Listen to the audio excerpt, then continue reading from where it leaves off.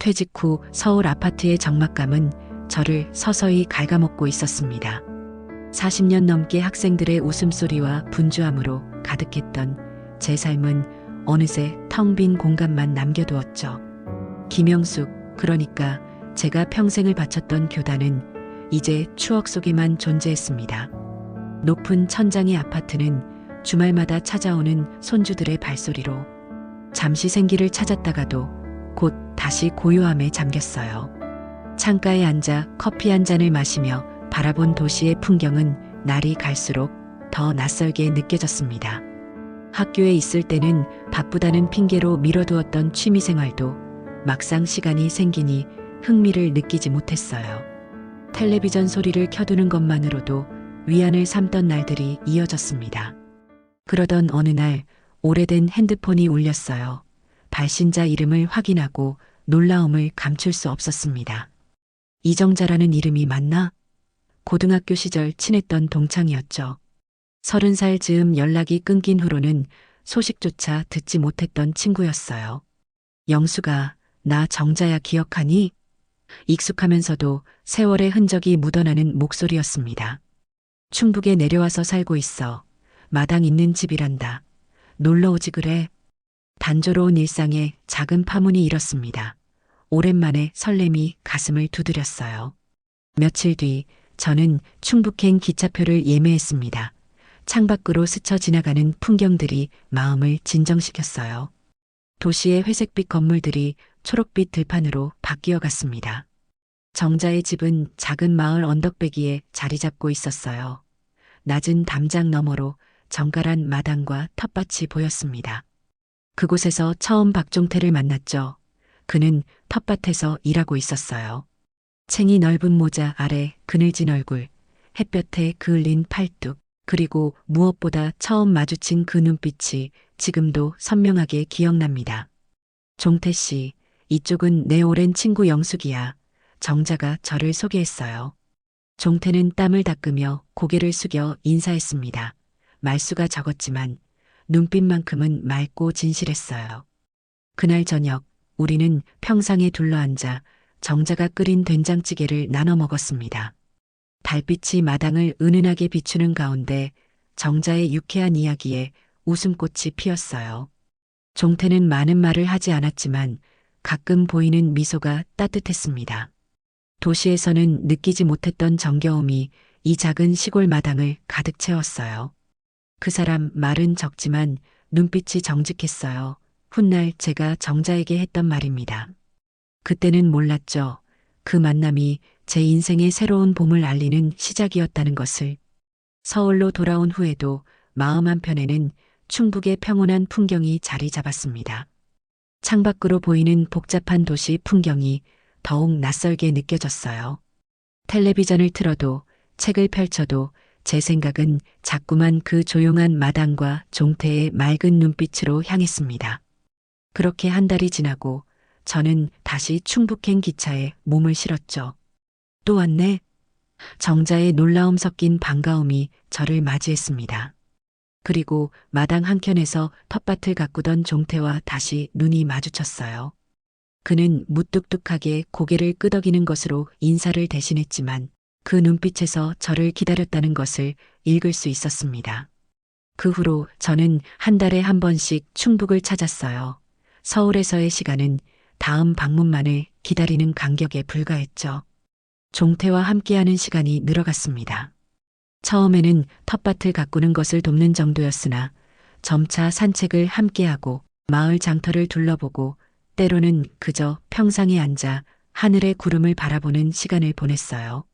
종태는 말이 적었지만 그 침묵이 불편하지 않았습니다.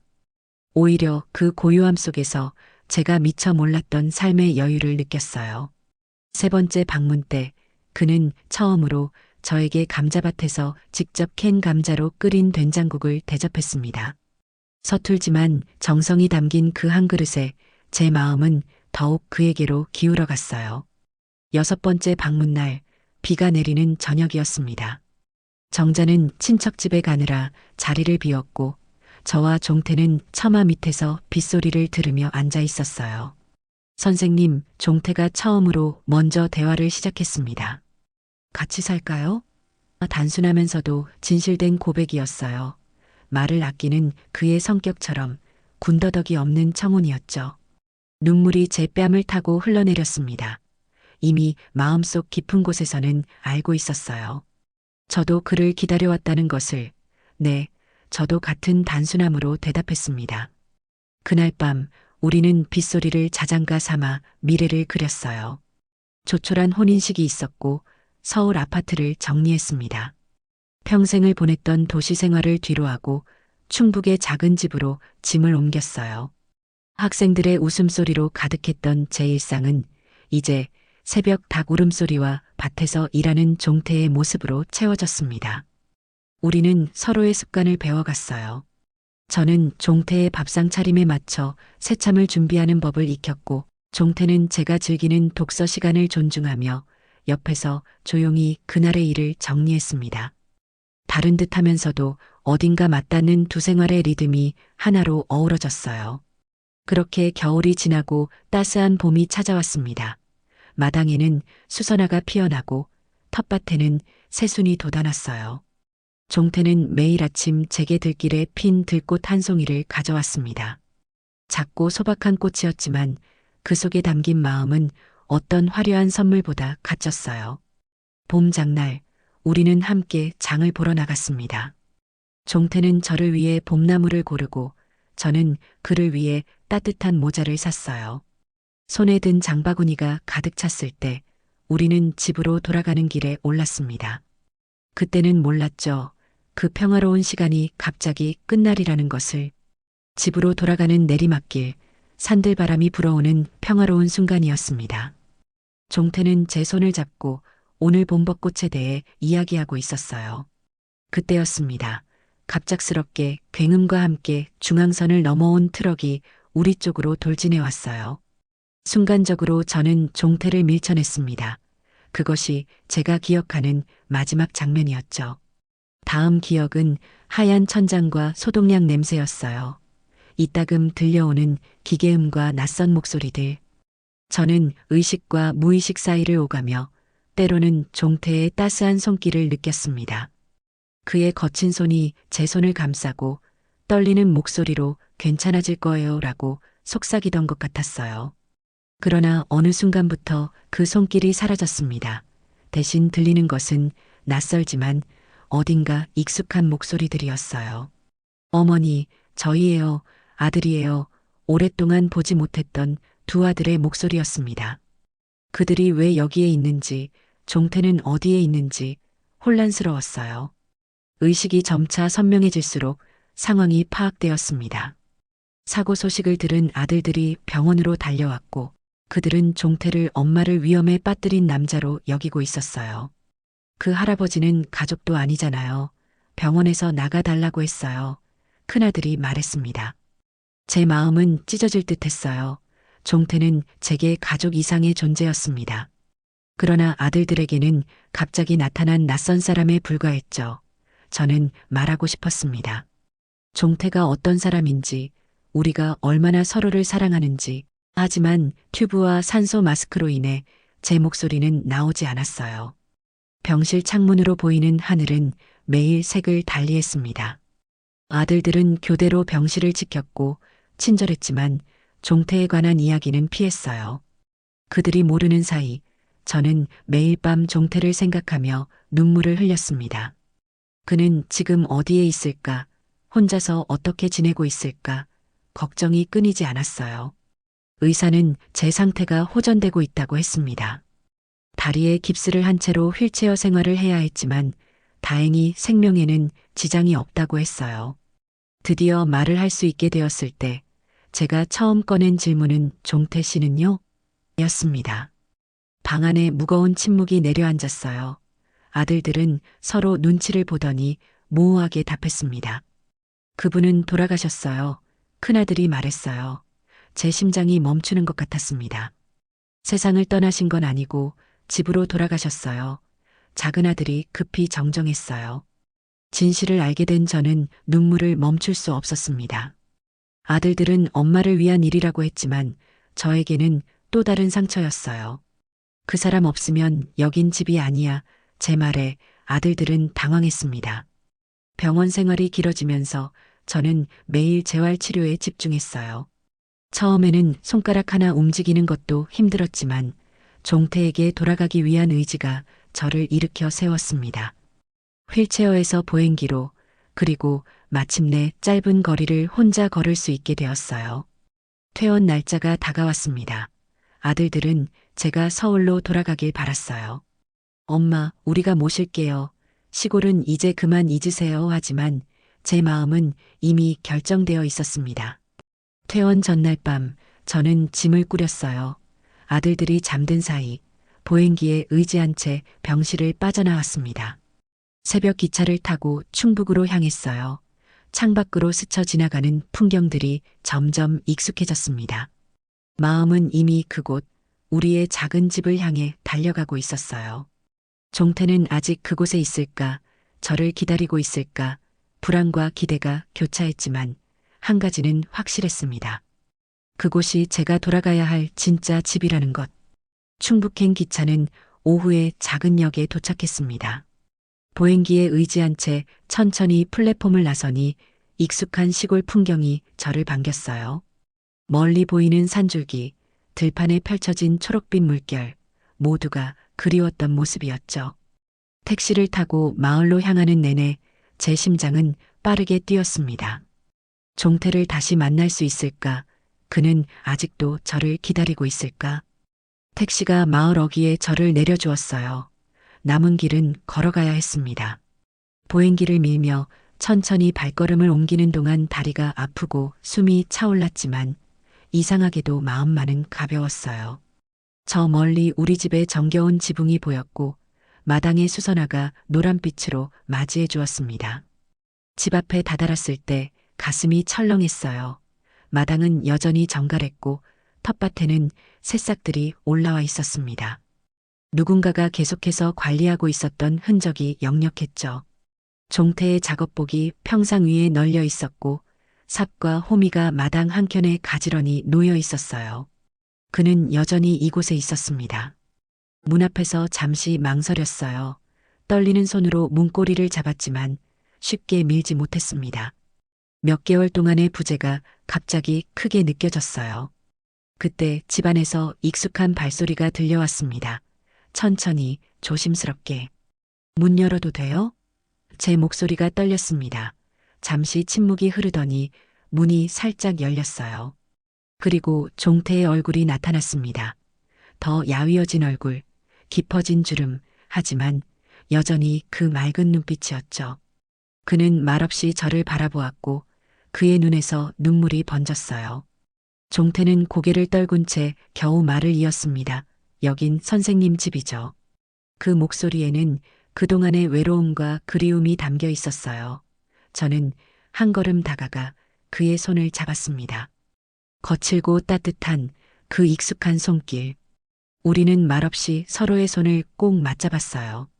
집 안으로 들어서니 모든 것이 제가 떠났을 때와 똑같았습니다.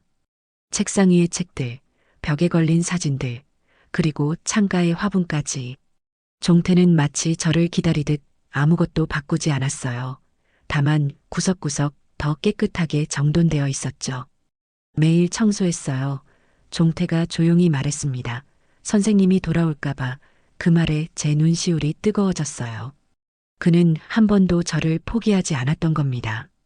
아들들이 그를 내쫓았을 때도 제가 의식 없이 병원에 누워 있을 때도 종태는 이곳에서 묵묵히 기다렸던 거예요. 그날 저녁 종태는 오랫동안 아껴두었던 된장으로 찌개를 끓였습니다. 선생님 좋아하는 냄새가 날까봐 안 썼어요. 그 말에 저는 더 이상 눈물을 참을 수 없었어요. 우리는 평상에 앉아 저녁을 먹으며 조금씩 지난 시간의 이야기를 나누었습니다.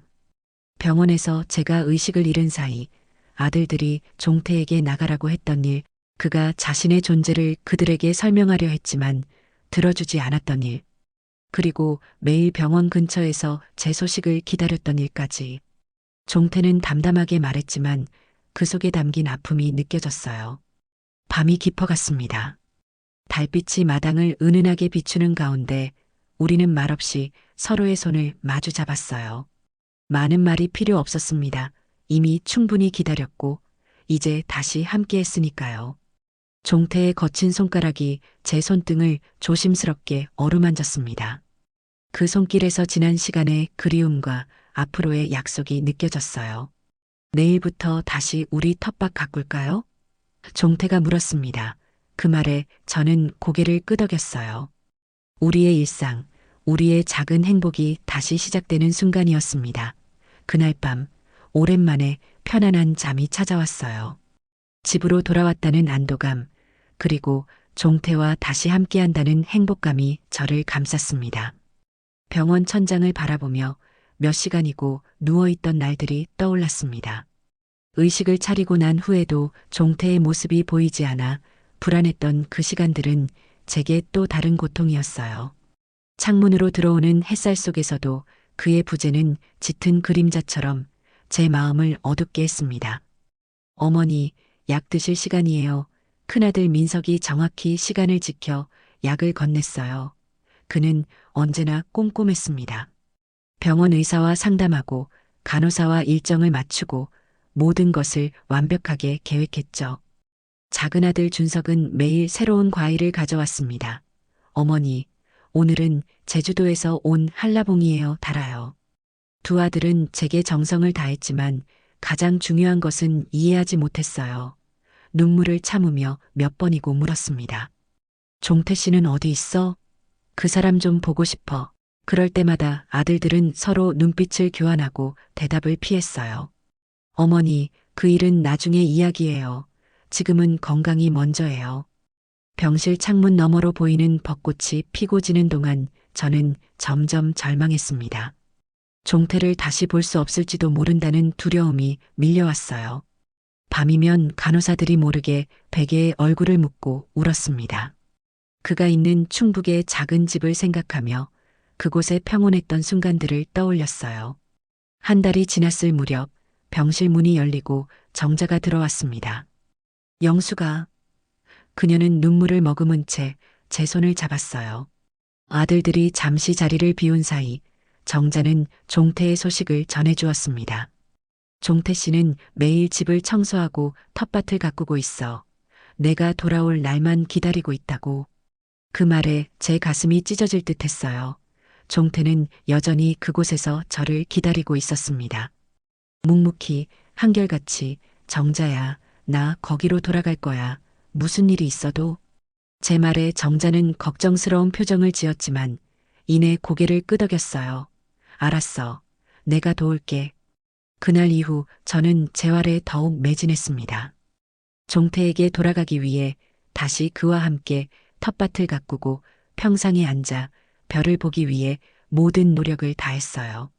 처음에는 손가락 하나 움직이는 것도 고통스러웠지만 날이 갈수록 몸이 회복되었습니다. 휠체어에서 내려 첫걸음을 뗐을 때의 그 기쁨은 말로 표현할 수 없었어요. 어머니, 이제 서울 집으로 모시고 갈게요. 퇴원을 며칠 앞두고 민석이 말했습니다. 우리가 번갈아 가며 돌봐드릴게요. 준석도 거들었어요. 그들의 진심 어린 걱정과 사랑이 느껴졌지만 제 마음은 이미 충북의 작은 집을 향해 달려가고 있었습니다. 고마워. 너희들 하지만 엄마는 내 집으로 돌아갈 거야. 제 단호한 말에 아들들은 당황했어요. 어머니, 그곳은 그냥 잠시 머무르던 곳이잖아요. 민석이 조심스럽게 말했습니다. 아닐세, 그곳이 내 집이야. 종태 씨가 있는 곳이. 아들들은 설득을 포기하지 않았어요. 매일같이 서울 생활의 편리함, 그들이 자주 찾아올 수 있다는 점, 의료시설의 접근성 등을 강조했습니다. 하지만 제 결심은 확고했어요. 그 사람 없으면 여긴 집이 아니야. 퇴원 전날 밤 저는 조용히 짐을 꾸렸습니다. 아들들이 잠시 병실을 비운 사이 간호사에게 부탁해 휠체어를 빌렸어요. 보행기를 의지해 엘리베이터를 탔고 병원 로비를 지나 택시를 잡았습니다. 가슴이 쿵쾅거렸어요. 이것이 옳은 일인지 아들들에게 미안한 마음도 들었지만 더 이상은 기다릴 수 없었습니다. 새벽 기차역 보행기에 의지한 채 충북행 기차를 기다렸어요. 영무원이 저를 도와 플랫폼으로 안내했습니다. 기차가 들어오는 소리와 함께 제 심장도 빠르게 뛰었어요. 이제 곧 종태를 만날 수 있다는 생각에 설렘과 불안이 교차했습니다. 그는 아직 저를 기다리고 있을까? 아들들이 그에게 무슨 말을 했을까? 여전히 그 집에 살고 있을까? 기차 창밖으로 지나가는 풍경을 바라보며 생각에 잠겼어요. 서울에서의 삶, 교단에서의 시간들, 그리고 퇴직 후 찾아온 공허함, 그 모든 것이 이제는 먼 기억처럼 느껴졌습니다. 앞으로의 삶은 오직 종태와 함께 그 작은 시골집에서 이어나갈 테지요. 내일은 어떤 표정으로 그를 맞이할까, 무슨 말부터 해야 할까 생각하며 조용히 미소 지었습니다. 다시 제 집, 제 방으로 돌아온 기쁨은 말로 표현할 수 없었습니다. 익숙한 이불 냄새, 창문으로 들어오는 아침 햇살, 그리고 마당에서 들려오는 새소리까지 모든 것이 그리웠어요. 그 중에서도 가장 큰 행복은 아침마다 종태의 모습을 볼 수 있다는 것이었습니다. 첫날 아침, 종태는 일찍 일어나 된장국을 끓였어요. 선생님 좋아하는 거예요. 수줍게 건네는 그의 모습에 가슴이 따뜻해졌습니다. 보행기에 의지한 채 조금씩 걸음을 옮기며 일상을 회복해 나갔어요. 종태는 늘 제 곁을 지켰고 때로는 넘어질까 걱정되는 눈빛으로 지켜보았지만 참고 기다려 주었습니다. 조금씩 해요. 천천히. 그의 말은 짧았지만 그 안에 담긴 배려와 사랑이 느껴졌어요. 하루는 제가 마당까지 혼자 걸어가는 것을 보고 종태가 울컥 눈물을 보였습니다. 걱정했어요. 많이. 그 말에 저도 눈물을 참을 수 없었죠. 우리는 마당 평상에 앉아 서로의 손을 잡은 채 말없이 하늘을 올려다보았어요. 그러나 평화로운 시간도 잠시, 어느 날 아들들이 찾아왔습니다. 어머니, 문을 열자마자 민석이 소리쳤어요. 왜 말도 없이 나오셨어요? 얼마나 걱정했는지 아세요? 준석은 말없이 제 모습을 살피더니 안도의 한숨을 내쉬었습니다. 종태는 조용히 방 안으로 들어갔어요. 그가 물러나는 모습을 보며 가슴이 아팠습니다. 아들들은 여전히 그를 불편해했고 종태도 그것을 알고 있었죠. 엄마는 여기서 잘 지내고 있어. 걱정 마. 제 말에도 아들들은 쉽게 마음을 놓지 못했어요. 그래도 서울이 의료시설도 좋고 우리도 자주 볼 수 있는데, 민석이 말했지만 제 결심은 확고했습니다. 여기가 내 집이야. 종태 씨와 함께 사는 이곳이 내 집이고 내 삶이야. 처음으로 제가 강하게 의사를 표현했어요. 아들들은 놀란 표정을 지었지만 더 이상 반대하지 않았습니다. 그들이 돌아간 후 종태는 조심스럽게 물었어요. 괜찮으세요? 저는 미소를 지으며 고개를 끄덕였습니다. 이젠 정말 괜찮아요. 우리 이제부터 다시 시작해요. 그날 밤 우리는 오랜만에 평상에 앉아 별을 바라보았어요. 하늘의 별들이 그 어느 때보다 밝게 빛나는 것 같았습니다.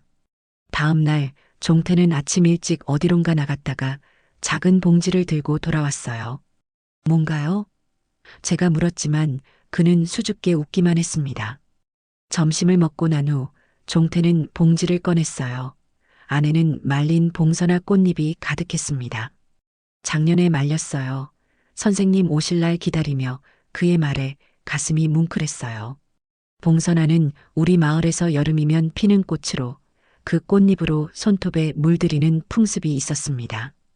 종태는 조심스럽게 봉선화 물을 내어 제 손톱에 발랐어요. 오랜 세월을 거쳐 전해 내려온 풍습이지만 그 순간 우리에게는 새로운 의미의 약속이었습니다. 이거 지워지기 전까진 절대 다시는 떠나지 마요. 제 말에 종태는 진지한 표정으로 고개를 끄덕였습니다. 그리고는 자신의 손톱에도 봉선화 물을 들였어요. 붉게 물든 손톱을 바라보며 잠시 생각에 잠겼다가 말했습니다. 평생 지켜드릴게요. 그날 저녁 종태는 평상에 이불을 펴고 등불을 켰어요. 별이 가득한 하늘 아래 우리는 나란히 앉아 차를 마셨습니다. 따스한 봄바람이 불어오는 가운데 종태가 조용히 말했어요. 이젠 어디에도 안 갈 겁니다. 이 집, 우리 집이니까요.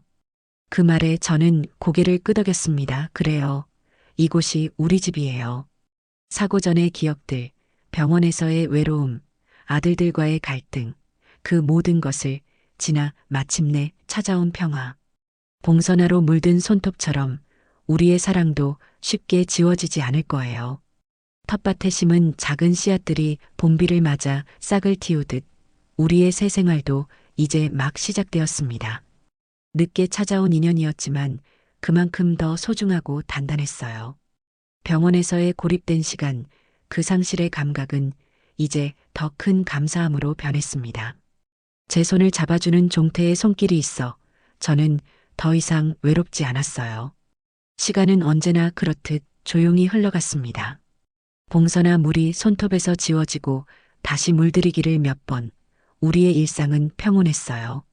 보행기를 짚던 제 걸음은 점점 나아져 이제는 짧은 산책도 텃밭 일도 조금씩 도울 수 있게 되었습니다. 종태는 언제나처럼 묵묵히 제 곁을 지켰고 때로는 제가 무리하지 않을까 걱정하는 눈빛으로 바라보곤 했죠. 그날은 특별한 날이었습니다. 제가 태어난 지 정확히 1년이 되는 날이었어요. 아침부터 종태는 어디론가 바쁘게 다녀갔고 유난히 들떠 보였습니다. 오늘은 쉬세요. 제가 다 할게요.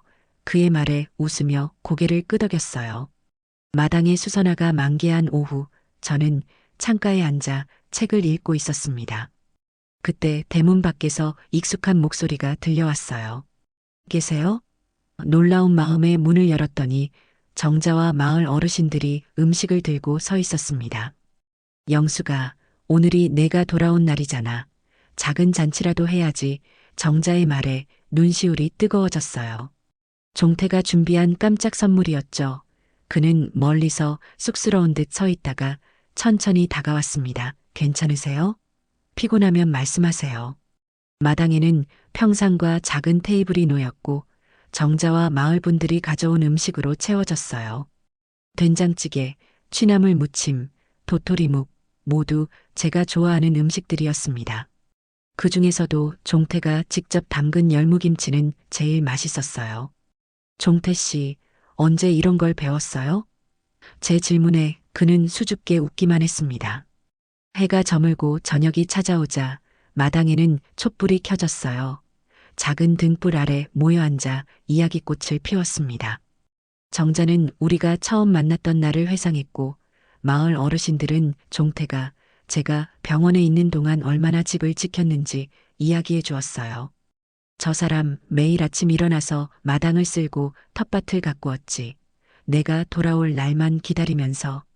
정자의 말에 종태는 고개를 숙였습니다. 어둠 속에서도 그의 붉어진 귓볼이 보였어요. 저는 조용히 그의 손을 잡았습니다. 거친 손등 위로 굳은 살이 만져졌어요. 그 모든 시간 그는 묵묵히 우리의 집을 지키고 있었던 것입니다. 밤이 깊어가고 손님들이 하나둘 돌아간 후 마당에는 저와 종태만 남았습니다. 별이 가득한 하늘 아래 우리는 나란히 앉아 차를 마셨어요. 봄밤의 선선한 바람이 불어오는 가운데 종태가 주머니에서 작은 상자를 꺼냈습니다. 선생님께 드리고 싶은 게 있어요. 그가 상자를 열자 작은 반지가 나타났어요. 수수한 은반지였지만 그 안에 담긴 마음은 어떤 보석보다 값졌습니다. 제대로 못 해드렸으니까요. 이번엔 제대로 하고 싶어요. 눈물이 제 뺨을 타고 흘러내렸습니다. 종태는 조심스럽게 반지를 제 손가락에 끼워 주었어요. 평생 함께 해주세요. 그의 떨리는 목소리에 저도 고개를 끄덕였습니다. 네, 평생 함께 할게요. 그날 밤 종태는 평상에 이불을 펴고 별을 바라보자고 했어요. 우리는 나란히 누워 밤하늘의 별들을 세며 이야기를 나눴습니다. 지난날의 아픔, 그리고 앞으로의 꿈에 대해서. 종태는 내년에 텃밭을 더 넓히고 싶다고 했고 저는 마을 아이들에게 글을 가르치고 싶다고 했어요. 별빛 아래 종태의 프로필이 선명하게 보였습니다. 햇볕에 그을린 얼굴, 깊은 주름, 그리고 맑은 눈빛. 제게는 세상에서 가장 아름다운 얼굴이었어요. 그의 손을 꼭 쥐며 생각했습니다. 사랑이란 것은 화려한 말이나 거창한 행동이 아닌 이렇게 묵묵히 기다릴 줄 아는 것인지도 모른다고. 밤이 깊어가도 우리는 잠들지 않았어요. 마치 이 순간이 꿈처럼 사라질까 두려운 듯 서로의 존재를 확인하듯 이야기를 나누었습니다. 종태는 제가 병원에 있는 동안 매주 정자에게 제 소식을 물었다고 했어요. 그리고 퇴원한다는 소식을 듣고는 마당에 수선화를 심었다고 했습니다. 선생님이 좋아하는 꽃이라고 들었어요. 그의 말에 가슴이 따뜻해졌어요. 한 번도 제게 말한 적 없는 취향을 그는 어떻게 알았을까요? 아마도 정자에게 물어봤겠지요. 그렇게 종태는 제가 모르는 사이에도 항상 저를 생각하고 있었던 것입니다. 새벽이 밝아오자 종태는 조용히 일어나 아침 준비를 시작했습니다. 창문으로 들어오는 희미한 빛 속에서 그의 부지런한 모습을 바라보았어요. 텃밭에서 나무를 따오고 물을 끓이고 밥을 짓는 모습이 익숙하면서도 새롭게 느껴졌습니다.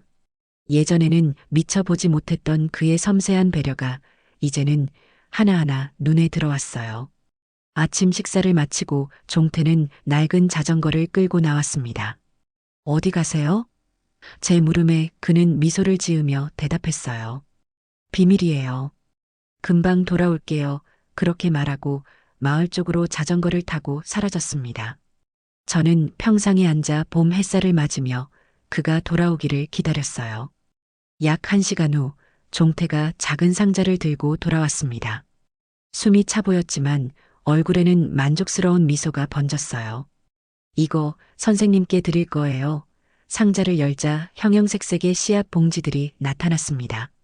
봉선화, 맨드라미, 금자나 모두 우리 마당에 심을 수 있는 꽃이었어요. 같이 심어요. 우리 정원을 종태의 말에 가슴이 따뜻해졌습니다. 그것은 단순한 제안이 아니라 앞으로의 세월을 함께하자는 약속이었어요. 꽃씨를 심고 그것이 자라 꽃을 피우고 또 그 꽃이 씨앗을 맺는 순환을 함께 지켜보자는 제안이었습니다. 우리는 오전 내내 마당에 작은 구덩이를 파고 씨앗을 심었어요. 저는 아직 움직임이 불편했지만 종태는 인내심 있게 기다려주었습니다. 때로는 제 손을 잡고 도와주기도 했고 때로는 그저 옆에서 지켜보기만 했어요. 그의 그런 모습이 더욱 고마웠습니다. 점심 후 종태는 작은 봉지를 꺼냈어요. 안에는 말린 봉선화 꽃잎이 가득했습니다. 작년에 더 모아뒀어요. 그의 말에 미소를 지었습니다. 봉선화 물은 우리 마을의 오랜 풍습이었어요. 어렸을 때 친구들과 손톱에 물들이던 기억이 새록새록 떠올랐습니다. 종태는 조심스럽게 봉선화 물을 내어 제 손톱에 발랐어요. 붉은색이 손톱에 번지며 아름다운 자국을 남겼습니다. 저도 종태의 손을 잡고 그의 손톱에 봉선화 물을 들였어요. 그의 거친 손에 남은 붉은 흔적이 어딘지 애틋했습니다. 이거 지워지기 전까진 절대 다시는 떠나지 마요. 제 말에 종태는 진지한 표정으로 고개를 끄덕였습니다. 네, 약속해요. 그리고는 제 손등을 자신의 볼에 가져다 대며 눈을 감았어요. 그 순간의 따스함이 온몸으로 전해졌습니다. 저녁이 찾아오자 종태는 평상에 이불을 펴고 작은 랜턴을 켰어요. 별이 총총 떠 있는 하늘 아래 우리는 나란히 누워 하루를 마무리했습니다. 선생님, 종태가 조용히 불렀어요. 이젠 어디에도 안 갈 겁니다. 이 집, 우리 집이니까요. 그 말에 고개를 끄덕이며 그의 손을 꼭 잡았습니다. 제 인생의 황혼에 찾아온 늦은 봄, 그것은 어쩌면 가장 아름다운 계절인지도 모릅니다.